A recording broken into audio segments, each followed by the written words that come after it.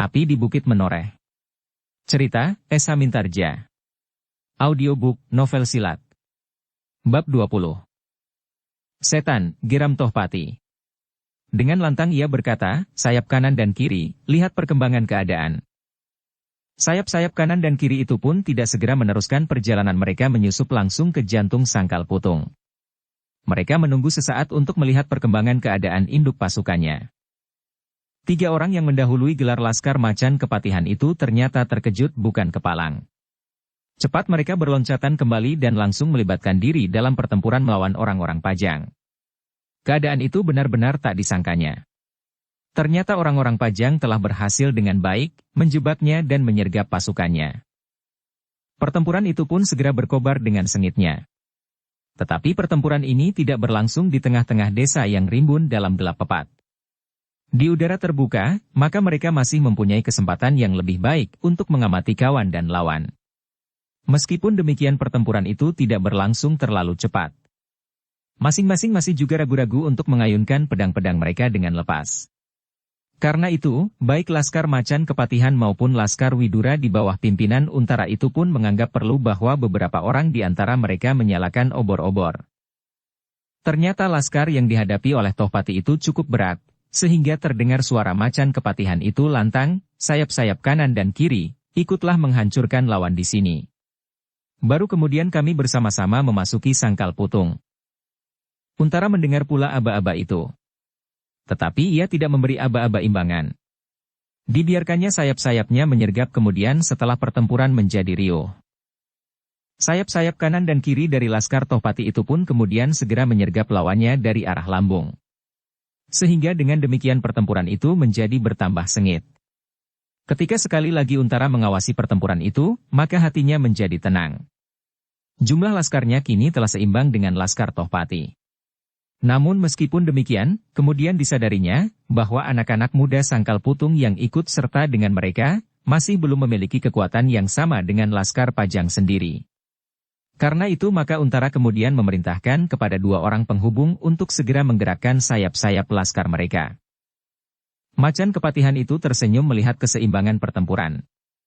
Menurut perhitungannya, maka ia akan dapat mengatasi lawannya itu. Namun ia tidak tahu bagaimanakah keadaan Laskar Sanakeling. Kalau induk pasukan Pajang telah ditarik untuk melawan Laskar Sanakeling, maka keadaan Sanakeling pasti akan gawat. Karena itu maka Macan Kepatihan segera mengerahkan segenap kekuatan yang ada padanya untuk menebus kekalahan kecil yang dialaminya pada benturan pertama. Tetapi semakin lama Macan Kepatihan itu menjadi semakin yakin bahwa laskarnya akan dapat menjebolkan pertahanan pasukan Pajang dan akan dapat langsung memasuki induk desa Sangkal Putung. Namun tiba-tiba ia terkejut. Dilihatnya sekumpulan pasukan muncul di arah selatan, langsung menyerbu ke dalam perkelahian itu. Sesaat ia berdiri tegak seperti patung, kemudian terdengar suaranya lantang, sayap kiri, siap melawan sayap lawan. Yang berdiri di sayap kiri terkejut mendengar teriakan itu. Seorang anak muda dengan mata yang tajam setajam mata alap-alap menengadahkan wajahnya. Dilihatnya sekelompok laskar langsung menyerbu ke arah mereka yang sedang menghantam lawan dari arah lambung itu.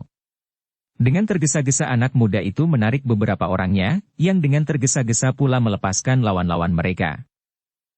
Dengan marahnya anak muda yang memimpin sayap kanan Laskar Macan Kepatihan itu menggeram. Kemudian dengan senjata di tangan ia mendahului anak buahnya meloncat menyongsong laskar yang datang itu. Yang berdiri di paling depan dari Laskar Pajang adalah Citragati. Ketika ia melihat lawan menyongsongnya, segera ditundukkannya pedangnya. Dan tanpa berkata sepatah kata pun maka kedua orang itu telah terlibat dalam satu perkelahian, sedang anak buah mereka pun segera menghambur, dan dengan sengitnya kemudian campuh beradu senjata. Agung Sedayu yang berada di dalam sayap itu melihat Citragati bertempur dengan sekuat tenaganya. Lawannya adalah seorang anak muda yang lincah, namun serangannya kuat dan garang. Tiba-tiba dada Agung Sedayu berdesir, alap-alap Jalatunda, desisnya. Namun ia tidak berbuat sesuatu atas perkelahian di antara kedua pemimpin sayap itu. Ketika kedua belah pihak telah tenggelam dalam suatu pertempuran, Agung Sedayu pun ikut bertempur pula. Pertempuran ini adalah pertempuran yang pertama kali dialami. Meskipun dengan pedangnya ia mampu melawan setiap serangan yang datang kepadanya, namun terasa sesuatu bergolak di dalam dadanya. Ketika sekali pedangnya terayun, memukul pedang lawannya dengan kekuatannya yang tercurah sepenuhnya, maka pedang lawannya itu terpental jatuh. Kini kesempatan terbuka baginya. Lamat-lamat ia melihat wajah orang itu dalam cahaya obor di kejauhan menyeringai pedih. Dilihatnya betapa wajah itu menjadi ketakutan melihat pedangnya. Ketika tangan Agung Sedayu terjulur, dan ujung pedangnya hampir menembus dada lawannya, tiba-tiba ia menjadi ragu-ragu. Ketakutan yang terbayang di wajah lawannya yang telah tidak bersenjata itu membangkitkan iba di hatinya. Ia belum pernah membunuh orang. Dan ia sendiri pernah mengalami betapa sakit perasaan yang dikejar-kejar oleh ketakutan. Karena itu maka tiba-tiba tangannya yang sudah terjulur itu digerakkan ke samping, sehingga pedangnya tidak menembus dada lawannya yang telah berputus asa. Lawannya terkejut bukan main. Matanya telah menjadi gelap dan harapannya telah putus. Sekilas terbayang istrinya yang masih muda menunggunya, serta anaknya yang baru berumur 3 bulan. Anak yang masih belum pernah ditimangnya, sebab selama ini ia selalu mengembara dari satu tempat ke lain tempat bersama-sama dengan alap-alap Jalatunda atau pemimpin-pemimpin Jipang yang lain. Tetapi tiba-tiba terasa kaki lawannya itu mendesak dadanya, dan terdengar suaranya lirih, "Pergi. Kalau kau masih berdiri di situ, aku bunuh kau." Orang itu benar-benar tidak mengerti. Namun secepat kilat ia meloncat ke samping, menyusup di antara teman-temannya dan dengan nafas terengah-engah ia berdiri di belakang pertempuran itu. Sesaat ia mencoba untuk mengenangkan apa yang baru saja terjadi. "Mustahil, mustahil," katanya dalam hati sambil menggeleng-gelengkan kepalanya. Namun ternyata ia masih hidup. Ketika ia menggeleng-gelengkan kepalanya, maka yang dilihatnya masih saja perkelahian yang seru. Ia tidak sedang mimpi. Karena itu segera ia meloncat kembali, mengambil pedang seorang kawannya yang terluka, "Mari, berikan senjata itu kepadaku." Kawannya yang terluka itu merangkak ke samping. Diberikannya pedangnya kepada kawannya sambil berdesah, "Bunuhlah. Bunuhlah siapa saja yang kau temui. Aku sudah dilukainya. Dan lukaku parah." Orang itu menerima pedang itu dengan tangan gemetar. Kawannya dilukai dadanya, sedang dirinya sendiri, yang telah pasrah pada nasib, tiba-tiba mendapat kesempatan untuk hidup. Dan apakah sekarang ia harus membunuh? Tetapi ia tidak mendapat kesempatan untuk berpikir lebih panjang. Sekali lagi ia melihat seorang kawannya jatuh terlentang dengan luka di dadanya. Karena itu segera ia meloncat kembali memasuki arena pertempuran yang menjadi kian sengit. Agung Sedayu masih juga bertempur dengan gagahnya. Namun ketika ia melihat beberapa orang kawan dan lawannya terluka, maka kepalanya menjadi serasa pening. Kini lututnya sudah tidak gemetar karena ketakutan. Apalagi setelah ternyata ia dapat melepaskan diri dari berbagai bahaya. Namun ia masih belum sampai hati untuk membunuh orang, meskipun dalam pertempuran. Tetapi sementara itu pertempuran berjalan terus. Citragati dengan gigihnya bertempur melawan alap-alap Jalatunda. Alap-alap yang masih muda itu bertempur dengan tangkasnya. Pedangnya menyambar-nyambar seperti beratus-ratus pedang. Tetapi Citragati pun cukup berpengalaman. Pedangnya pun berputar seperti baling-baling. Dengan sepenuh tenaga dicobanya untuk melawan alap-alap Jalatunda. Namun alap-alap Jalatunda itu mempunyai beberapa kelebihan daripadanya. Kelincahan dan kecepatannya. Sekali ia menyambar dari samping, namun dengan cepatnya pedangnya telah terjulur ke arah lambung. Agung Sedayu yang berdiri beberapa langkah dari pertempuran itu kadang-kadang dapat menyaksikannya dengan cermat. Ia melihat bahwa alap-alap Jalatunda itu benar-benar tangkas. Tetapi meskipun demikian, kini Agung Sedayu itu tidak menjadi gentar seperti pada saat ia melihat alap-alap Jalatunda bertempur melawan kakaknya. Bahkan tiba-tiba terungkaplah kebenciannya kepada alap-alap Jalatunda itu. Sebab ia adalah salah seorang dari mereka yang menyebabkan kakaknya terluka pada waktu itu.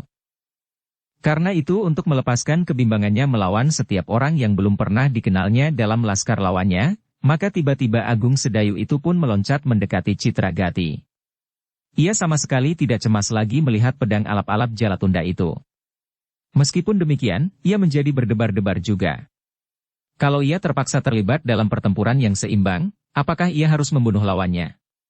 Namun demikian, ada juga keinginannya untuk melepaskan gelora yang tersekap di dalam dadanya. Gelora kemarahannya kepada si Danti yang belum ditumpahkannya. Alap-alap Jalatunda yang sedang bertempur melawan Citra Gati itu melihat seseorang mendekati perkelahian itu. Karena itu segera ia berteriak, "Hah, siapa lagi yang ingin bertempur melawan alap-alap Jalatunda?" Dalam pada itu seorang prajurit Jipang tiba-tiba menyerang Agung Sedayu. Namun dengan tangkasnya Agung Sedayu menghindari serangan itu, bahkan dengan kerasnya ia memukul pedang lawannya, ke arah yang sama, sehingga justru karena itu, maka pedang itu pun meloncat dan terlepas dari tangannya. Alap-alap Jalatunda sempat menyaksikan ketangkasan itu. Karena itu maka segera perhatiannya tertarik kepada lawan yang mendekatinya. Sambil bertempur melawan Citra Gati ia berkata, "Heh, alangkah tangkasnya anak itu. Siapakah kau? Apakah kau ingin melawan alap-alap Jalatunda?" Agung Sedayu tidak segera menjawab. Namun diamatinya perkelahian antara alap-alap itu melawan Citra Gati. Baru sesaat kemudian ia berkata, "Aku Agung Sedayu, adik Untara yang cegat berempat di sekitar Macanan." "Heh, kaukah itu? Pengecut yang selama ini aku cari-cari. Kita bertemu di sini. Apakah aku benar-benar pengecut?" Citra Gati menjadi heran. Apakah mereka sudah berkenalan?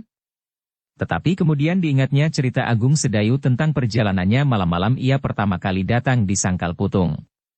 Karena itu maka katanya sambil menggerakkan pedangnya, menangkis serangan alap-alap Jalatunda, "Apakah kau bertemu dengan kawan lama?" "Ya," sahut Agung Sedayu. "Kalau kau yang bertempur melawan aku sekarang, maka aku akan dapat melepaskan sakit hatiku." "Bukankah kakakmu yang namanya Untara itu membunuh 3 orang kawan-kawanku?" teriak alap-alap Jalatunda. Agung Sedayu menarik nafas. Kemudian katanya, "Kau masih marah?" "Setan," desis alap-alap Jalatunda. "Kalau kau tidak melarikan diri waktu itu, maka kau telah aku cincang di bawah randu alas di tikungan." Agung Sedayu mengerutkan keningnya. "Iya," katanya dalam hati. "Kalau pada saat itu Kiai Gringsing tidak menolongku, mungkin aku benar-benar telah dicincangnya." Kemudian jawabnya, "Tetapi sekarang kita bertemu lagi. Jangan lari. Setelah aku menyelesaikan yang seorang ini, akan datang giliranmu." Citra Gati tersinggung mendengar kata-kata itu. Karena itu ia memperketat serangannya sambil berteriak, "Apa kau sangka aku ini dapat kau kalahkan?" Alap-alap Jalatunda terkejut. Serangan Citra Gati benar-benar berbahaya. Sedang seorang yang lain telah menyerang Agung Sedayu pula. Namun sekali lagi dengan mudahnya Agung Sedayu dapat menghindarinya. Bertempur beberapa saat, kemudian dengan sekuat tenaga melawan serangan orang itu dengan serangan pula, sehingga kedua senjata mereka beradu. Ketika pedang lawannya itu masih bergetar di tangannya, mak dengan cepatnya Agung Sedayu memukul pedang itu sehingga terlepas pula dari genggamannya. Namun sekali lagi ia ragu-ragu untuk membunuhnya. Maka dibiarkannya lawannya itu berlari menyusup di antara riuhnya pertempuran. Kini, setelah beberapa kali Agung Sedayu meyakinkan kemampuannya, maka dengan tangkasnya ia meloncat mendekati Citra Gati sambil berkata, "Lepaskan anak muda itu paman. Biarlah ia melawan aku dahulu." Citra Gati mengangkat dahinya. Sebenarnya ia ingin menyobek mulut alap-alap Jalatunda yang telah menghinanya itu. Tetapi ia tidak mampu. Karena itu maka jawabnya, "Silakan. Kalau kawan lama sudah bertemu, maka aku akan menyingkir." "Kau mau bunuh diri?" teriak alap-alap Jalatunda, "Beberapa waktu yang lalu kau melarikan dirimu, sekarang kau bersombong diri, melawan aku." "Pada waktu itu pun aku tidak lari," sahut Agung Sedayu yang mencoba menutupi kekecewaannya atas masa lampau itu, "waktu itu aku sedang menyelamatkan Kakang Untara." Alap-alap Jalatunda mencibirkan bibirnya. Anak muda itu dapat mengingatnya dengan baik ketika Agung Sedayu berdiri dengan gemetar melihat Untara bertempur seorang diri. Tetapi alap-alap Jalatunda itu benar-benar menjadi heran, bahwa kini Agung Sedayu benar-benar berani melawannya atas kehendak sendiri. Bahkan sengaja mendatanginya dan menyatakan dirinya untuk bertempur melawannya. Sementara itu pertempuran masih berlangsung terus. Citra Gati yang kemudian melepaskan lawannya, segera mendapat serangan dari orang-orang alap-alap Jalatunda yang menyangka bahwa Agung Sedayu dan Citra Gati akan mengeroyok pimpinan sayapnya. Tetapi Citra Gati segera berkisar dari tempatnya, dan menyambut serangan itu dalam jarak yang cukup dari alap-alap Jalatunda. Sekali lagi dengan mudahnya Agung Sedayu dapat menghindarinya. Kini alap-alap Jalatunda berdiri bebas tanpa lawan seperti Agung Sedayu. Anak buahnya segera mengerti bahwa mereka berdua akan berhadapan sebagai lawan. Demikian juga dengan anak buah Citragati. Karena itu maka mereka tidak akan mengganggu kedua orang yang sudah siap untuk bertempur itu. Bahkan mereka sedang sibuk melayani lawan masing-masing. Alap-alap Jalatunda itu sekali melayangkan pandangannya ke arena yang tidak begitu luas itu. Perkelahian masih berlangsung dengan sengitnya. Terasa bahwa jumlah lawannya agak sedikit lebih banyak. Tetapi beberapa orang di antara mereka adalah anak-anak muda yang belum begitu tangkas mempergunakan senjata-senjata mereka, sehingga mereka terpaksa bertempur berpasangan. Tetapi anak buah Widura sendiri telah bertempur mati-matian. Dan sebenarnya tandang mereka ngedap-edabi. Dengan demikian maka anak-anak muda Sangkal Putung yang berbekal tekad yang menyala di dalam dada mereka itu pun menjadi garang pula. Di antara mereka, Swandaru tampak mempunyai beberapa kelebihan. Bahkan kini ia tidak kalah tangkas dengan setiap orang di dalam pasukan kecil itu. Pedangnya yang besar berputar menyambar-nyambar seperti baling-baling. Dan setiap benturan, langsung terasa oleh lawannya bahwa kekuatannya benar-benar bukan main. Karena itulah maka Swandaru itu benar-benar mengamuk seperti banteng yang terluka. Alap-alap Jalatunda itu kemudian memandang Agung Sedayu yang telah siap berdiri di mukanya. Dengan wajah yang tegang alap-alap Jalatunda itu membentak, "Heh, apakah kau sekarang sudah mendapat seorang guru yang pilih tanding? Yang mampu meremas prahara?" Agung Sedayu masih juga berdebar-debar. Meskipun demikian ia merasa bahwa ia tidak takut lagi menghadapinya. Karena itu maka katanya, "Alap-alap Jalatunda, aku telah mendapat guru yang sangat baik. Aku berguru pada keadaan dan waktu. Akhirnya aku berani menghadapimu kini." Alap-alap Jalatunda tertawa. Katanya, "Nah, berperisailah dengan segala macam mantra, doa, aji dan ilmu. Namun sebentar lagi dadamu akan tembus oleh ujung pedangku." "Tidak. Aku hanya berperisai dengan keyakinan akan kebenaran perjuanganku. Mudah-mudahan Tuhan membenarkan pula." Setiap orang meyakini kebenaran perjuangannya. Aku pun yakin, karena itu jangan membual tentang kebenaran." "Kau benar," sahut Agung Sedayu, "tetapi marilah kita cari kebenaran yang jujur. Kebenaran yang dibenarkan oleh Tuhan kita. Bukankah kau juga mengakui kebenaran yang mutlak itu? Pandangan kita tak akan bertemu." "Mungkin tidak. Tetapi apa yang kau lakukan selama ini, perampokan, pencegatan, perkosaan atas kebebasan dan kemanusiaan adalah sama sekali tidak mencerminkan kebenaran perjuanganmu. Jangan menggurui aku. Kita sudah memegang pedang di tangan masing-masing." "Bagus. Aku sudah siap." Alap-alap Jalatunda tidak berbicara lagi. Segera ia meloncat sambil menjulurkan pedangnya. Namun Agung Sedayu pun telah siap pula. Ia telah banyak mengalami penempaan selama ini. Dari kakaknya di masa kanak-kanaknya, dari ayahnya dan akhirnya dari pamannya. Namun ia sendiri telah menemukan banyak persoalan yang dapat dipecahkannya lewat lukisan-lukisannya yang telah disempurnakan oleh kakaknya, sehingga dengan demikian, maka alap-alap Jalatunda benar-benar menjadi heran. Agung Sedayu adalah anak muda yang perkasa. Demikianlah mereka terlibat dalam perkelahian yang sengit. Alap-alap Jalatunda yang bertanggung jawab atas anak buahnya, segera mengerahkan segenap kemampuannya untuk secepat-cepatnya berusaha menyelesaikan pertempuran itu. Sedang Agung Sedayu kemudian melawannya dengan gigih. Namun dalam pada itu, tiba-tiba timbullah berbagai pertanyaan di dalam diri Agung Sedayu. Ia belum pernah mengalami pertempuran yang sebenarnya. Karena itu, ia menjadi heran. Apakah alap-alap Jalatunda itu tidak bertempur dengan segenap kemampuannya? Apakah anak muda itu sengaja memancingnya atau membiarkannya menjadi lelah? Sampai sedemikian lama, Agung Sedayu sama sekali tidak merasakan sesuatu kesulitan untuk melawan alap-alap Jalatunda yang ditakutinya. Ia dapat melawan dengan baik, bahkan kadang-kadang ia mampu melibat lawannya dalam keadaan yang sangat sulit. Karena itu maka Agung Sedayu justru menjadi bingung. Ia akhirnya menyangka bahwa alap-alap Jalatunda belum bertempur dengan sepenuh kemampuannya. Dengan demikian, maka Agung Sedayu pun berusaha menyimpan sebagian dari tenaganya untuk menghadapi setiap saat apabila alap-alap Jalatunda itu mengerahkan ilmunya. Tetapi sebenarnya bahwa alap-alap Jalatunda telah berjuang mati-matian untuk membinasakan lawannya. Namun betapa ia menjadi heran. Lawannya itu menjadi seperti hantu yang sangat membingungkannya. Sekali-sekali ia dapat menghadapinya dengan mantap, namun tiba-tiba bayangannya telah melontar mengitarinya seperti bayangan hantu yang tidak berjejak di atas tanah. Karena itu, maka keringat dingin telah mengalir di segenap wajah kulitnya. Meskipun demikian alap-alap Jalatunda itu masih bertempur dengan garangnya. Hal inilah yang tidak diketahui oleh Agung Sedayu. Ia masih menyangka bahwa alap-alap Jalatunda belum bertempur sebenarnya. Dengan demikian, maka Agung Sedayu itu pun masih menunggu.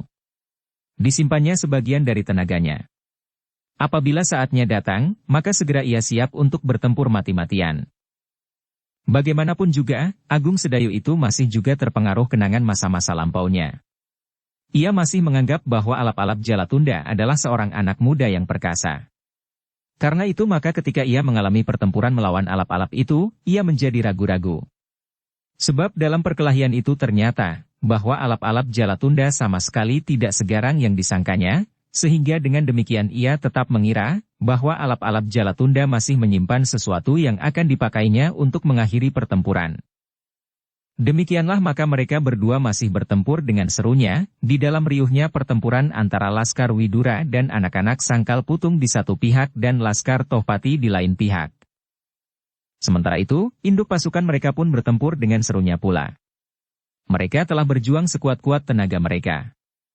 Sejak munculnya laskar yang dipimpin oleh Citra Gati itu maka Macan Kepatihan yang cerdik segera dapat menduga, bahwa akan datang pula serangan dari sayap lain. Karena itu segera ia berteriak, siapkan sayap kiri. Dan sebenarnya lah Laskar Pajang yang dipimpin oleh Sidanti itu pun segera melanda lawannya seperti arus banjir yang berusaha memecahkan tebing. Bergulung-gulung gelombang demi gelombang. Sidanti telah mengatur anak buahnya dalam SAP-SAP yang tipis. Sebagian anak buahnya langsung berusaha masuk ke dalam barisan lawan. Sedang lawan-lawan mereka yang berdiri di baris terdepan, harus berhadapan dengan lapis-lapis yang berikutnya. Dengan demikian, maka mereka menjadi ragu-ragu. Karena itu maka pertempuran yang ribut itu berlangsung dalam suasana yang tidak menentu. Apalagi malam yang pekat telah melindungi wajah-wajah mereka sehingga sukar untuk membedakan siapakah lawan dan yang manakah kawan. Tetapi dengan demikian Sidanti telah berhasil mengurangi kemungkinan yang tidak diharapkan bagi mereka yang masih belum lanyah mempermainkan senjata, sebab dalam keadaan demikian, mereka bertempur berpasang-pasang, bahkan kadang-kadang dalam jumlah 3 atau 4 bersama-sama. Dalam keadaan demikian itulah maka kedua belah pihak memandang perlu untuk menyalakan obor-obor lebih banyak lagi sehingga oleh sinar obor-obor itu mereka dapat sedikit membedakan antara lawan dan kawan.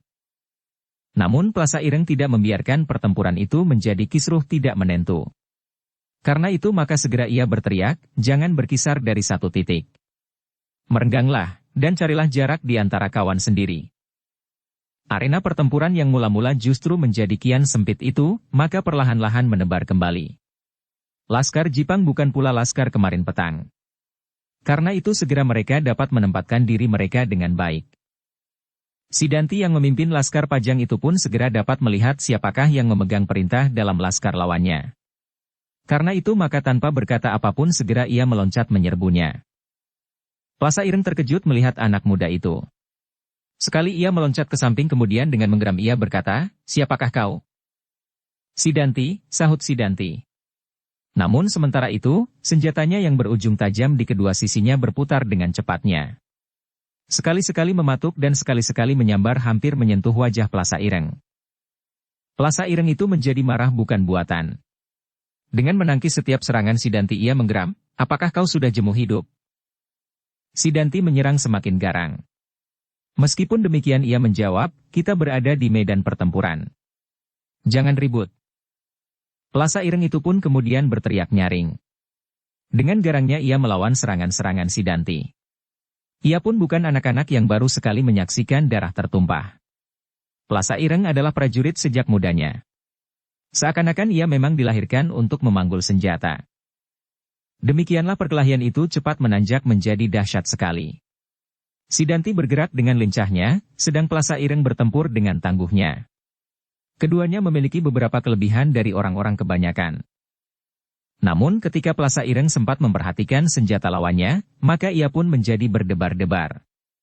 Ciri yang ada di tangan Sidanti itu adalah ciri perguruan Tambak Wedi. Desisnya sambil bertempur, apakah kau murid Ki Tambak Wedi? Sidanti menjadi berbangga hati mendengar pertanyaan itu, ya, jawabnya singkat. Sekali lagi Plasa Ireng menggeram, jangan berbangga. Aku mendengar nama Ki Tambak Wedi dari Macan Kepatihan. Karena itu aku akan mencoba, apakah berita tentang Tambak Wedi itu benar-benar mendebarkan hati. Sidanti menjadi tersinggung karenanya.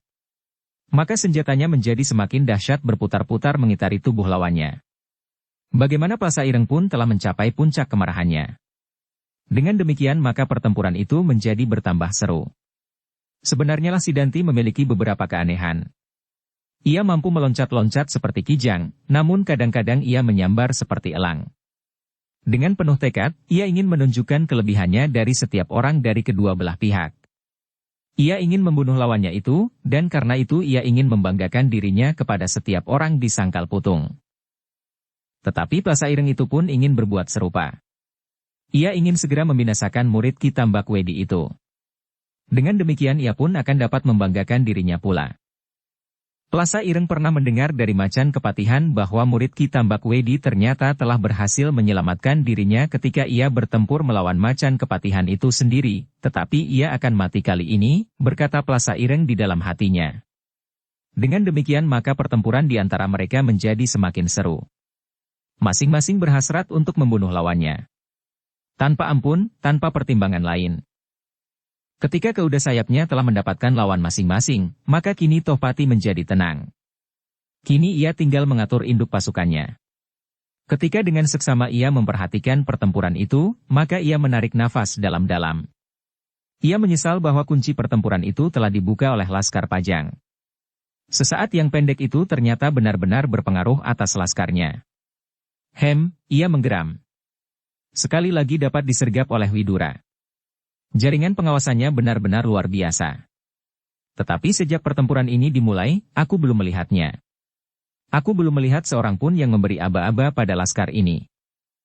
Sesaat ia masih berdiri tegak di belakang garis pertempuran. Namun kemudian ia tidak akan berdiri saja seperti patung. Ketika ia melihat bahwa jumlah laskar lawannya agak lebih banyak maka ia mengerutkan keningnya, tidak akan berpengaruh apa-apa, desah Tohpati itu.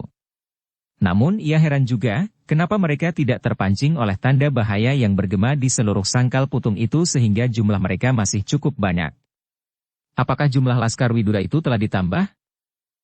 Namun mata Macan Kepatihan itu benar-benar tajam. Sekali-sekali ia melihat satu duda orang di antara laskar Widura yang mempunyai cara dan sikap yang agak berbeda dari kawan-kawan mereka.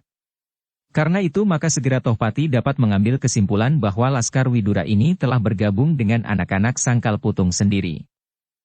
Biarlah aku memberikan tekanan kepada laskar lawan itu.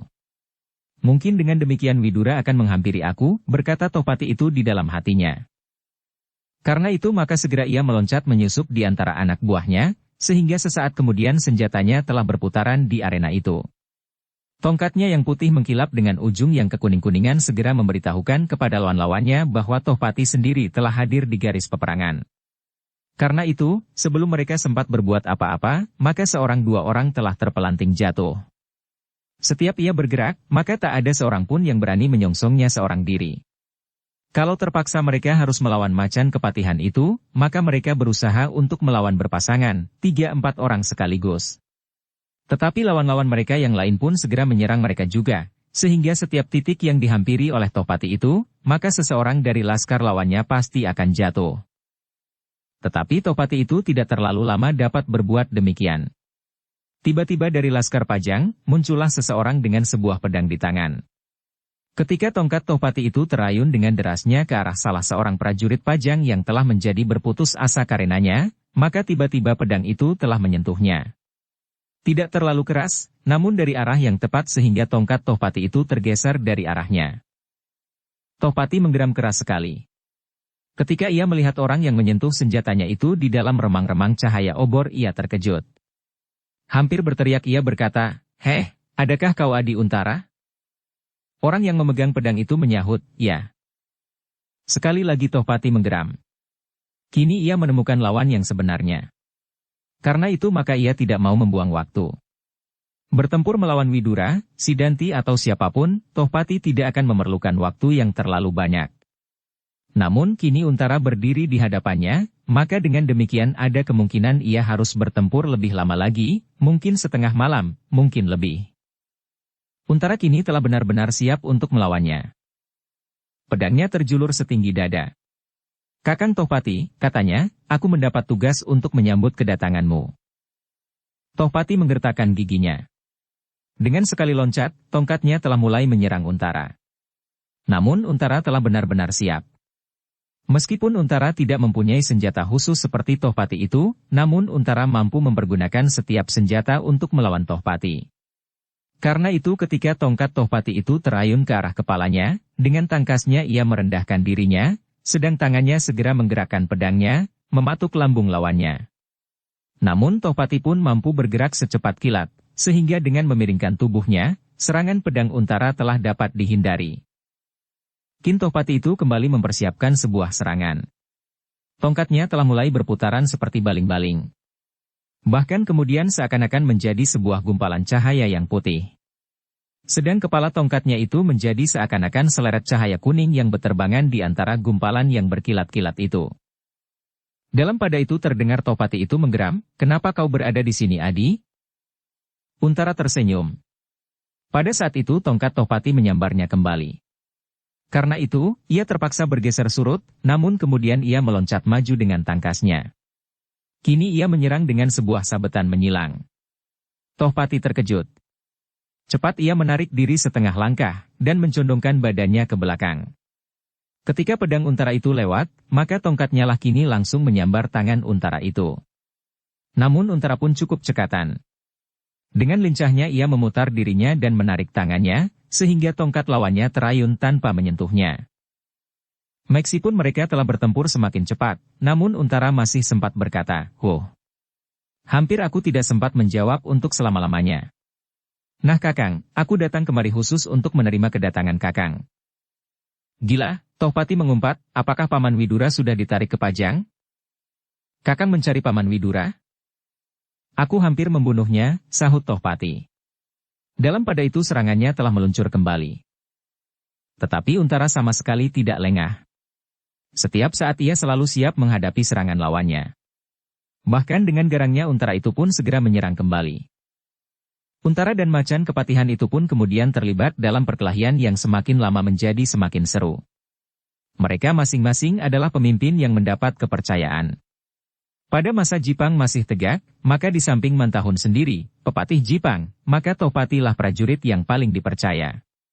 Sedang Untara walaupun masih agak lebih muda dari Tohpati, namun ia telah menunjukkan kelebihan dari prajurit-prajurit yang lain, sehingga Panglima Wiratamtama memberinya kepercayaan di daerah-daerah yang gawat, di sekitar lereng Gunung Merapi. Tohpati itu bertempur semakin lama menjadi semakin garang. Tongkatnya menyambar-nyambar seperti elang, sedang kakinya meloncat-loncat dengan cepatnya, seperti seorang yang sedang menari di atas bara api. Tetapi Untara mampu melawannya dengan gigih. Seperti seekor banteng ia siap menghadapi kemungkinan apapun juga. Tenang tetapi yakin. Anak buah masing-masing pun terpengaruh pula oleh pertempuran kedua pemimpin itu. Mereka pun kemudian melepaskan segenap kemampuan yang ada pada mereka. Karena itu, maka di arena pertempuran itu semakin lama menjadi semakin riuh. Suara senjata beradu, diselingi pekik mereka yang lengah sehingga ujung senjata lawannya hinggap di tubuhnya. Malam yang gelap itu menjadi semakin gelap. Perlahan-lahan bintang-bintang di langit merabat melewati garis edarnya. Angin malam yang dingin berhembus perlahan-lahan mengusap tubuh mereka yang sedang basah oleh keringat. Di pinggir selatan induk desa Sangkal Putung, Widura sedang berjuang dengan gigihnya. Sanakeling yang melawannya telah memeras segenap kemampuan yang ada padanya. Ternyata apa yang pernah didengarnya tentang Widura, adalah bukan sekedar cerita belaka. Kini ia berhadapan langsung dengan orang yang bernama Widura itu.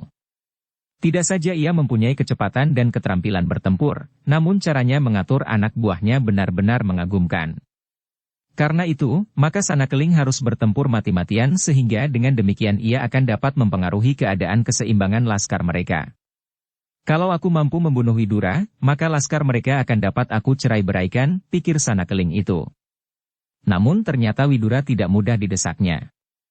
Bahkan semakin lama menjadi semakin terasa bahwa Widura menjadi semakin mapan. Karena itu, maka timbullah berbagai persoalan di dalam dirinya. Sudah cukup lama Sanakeling berusaha mempertahankan kedudukannya. Namun laskar yang lain, masih belum dilihatnya memasuki Sangkal Putung. Apalagi kemudian terasa bahwa laskar Sangkal Putung itu benar-benar sulit untuk dikuasai. Anak-anak muda Sangkal Putung sendiri bertempur dengan gigihnya, di samping laskar Widura yang telah masak menghadapi segala macam keadaan pertempuran. Karena itu, maka Sanakeling itu sama sekali tidak dapat memberikan tekanan-tekanan seperti yang diharapkan, apalagi merambah jalan ke Kademangan, tetapi Sanakeling bukannya prajurit yang berpikiran pendek. Ia bukan seorang yang lekas menjadi berputus asa. Ia masih tetap dalam pendiriannya, kalau ia dapat membunuh Widura maka pekerjaannya akan dapat dilakukan dengan baik. Dalam keadaan yang demikian itulah pertempuran itu menjadi semakin sengit. Laskar Widura dan Laskar Sangkal Putung ternyata melebihi jumlah laskar lawan. Namun ternyata bahwa Laskar Sanakeling memiliki pengalaman dan kelincahan lebih baik dari Laskar Sangkal Putung sendiri. Untunglah bahwa Laskar Widura mampu mengimbanginya, meskipun jumlahnya tidak dapat memadai. Di bagian lain, Agung Sedayu masih juga bertempur melawan alap-alap Jalatunda. Laskar Citragati di sayap itu pun ternyata mampu mengimbangi lawannya.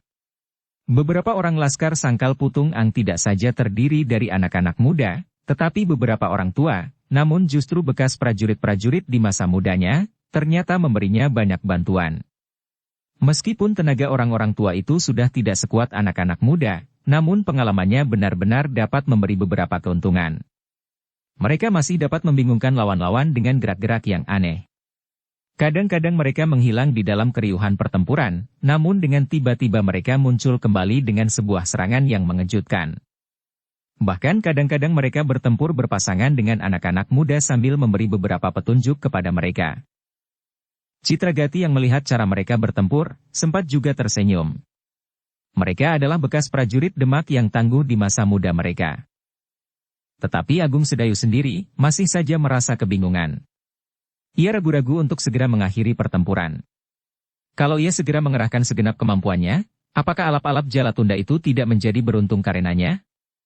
Apakah alap-alap Jalatunda sengaja membuatnya tidak sabar, dan menunggu sampai ia menjadi lemah? Karena itu, maka akhirnya ia memutuskan untuk melayani saja lawannya. Dibiarkannya lawannya mengambil sikap lebih dahulu, baru kemudian ia akan menyelesaikannya. Biarlah, katanya dalam hati, akan aku layani alap-alap Jalatunda ini. Sehari, 2 hari atau seminggu sekalipun. Kalau ia masih mampu menggerakkan senjatanya, masa aku tidak dapat melawannya dengan senjataku?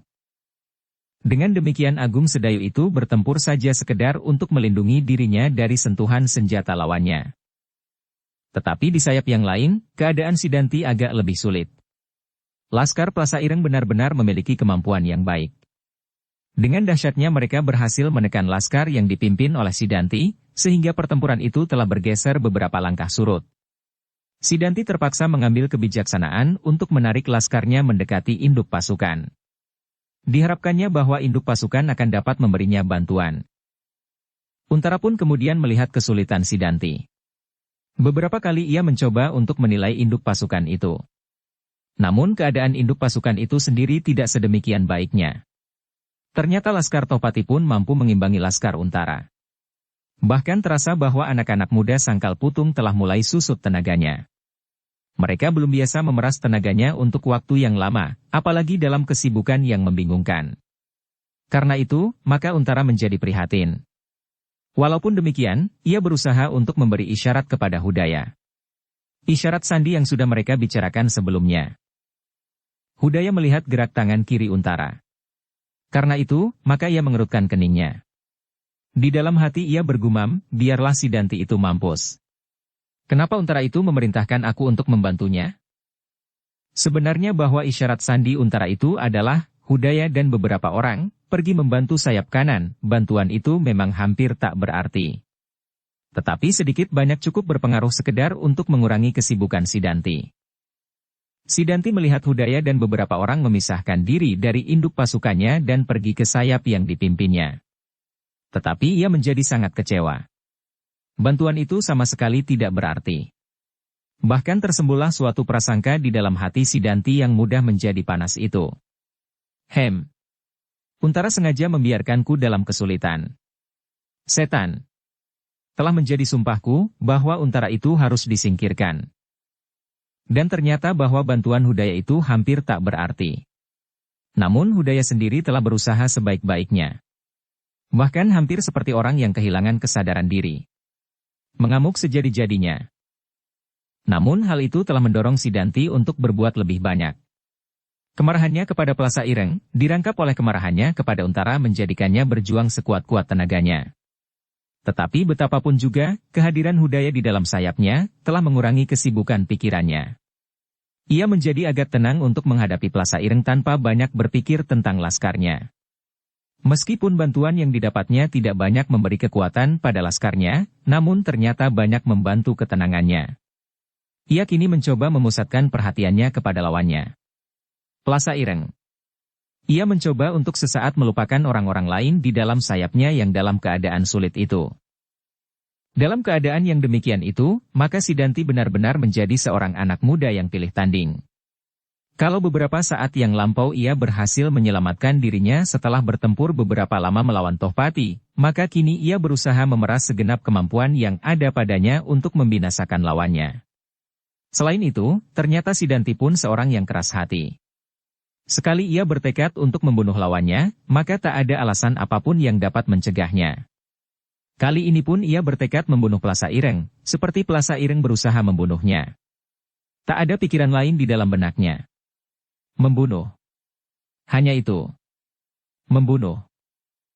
Dengan demikian maka Sidanti itu pun kemudian memeras segenap kemampuan yang ada padanya. Senjatanya bergerak berputaran sehingga kemudian seakan-akan telah berubah menjadi asap yang hitam kebiru-biruan. Senjata yang hanya sebatang, namun berujung sepasang timbal balik itu, seakan-akan berubah menjadi senjata serupa yang berpuluh-puluh jumlahnya. Menyerang tubuh Plasa Ireng dari segenap arah. Meskipun Plasa Ireng bukan seorang prajurit yang baru saja belajar memegang senjata, namun tiba-tiba ia menjadi bingung menghadapi permainan Sidanti. Permainan murid Kitambak Wedi itu benar-benar memeningkan kepalanya. Meskipun demikian, Plasa Ireng pun tidak segera menjadi cemas. Plasa Ireng adalah seorang prajurit yang tabah.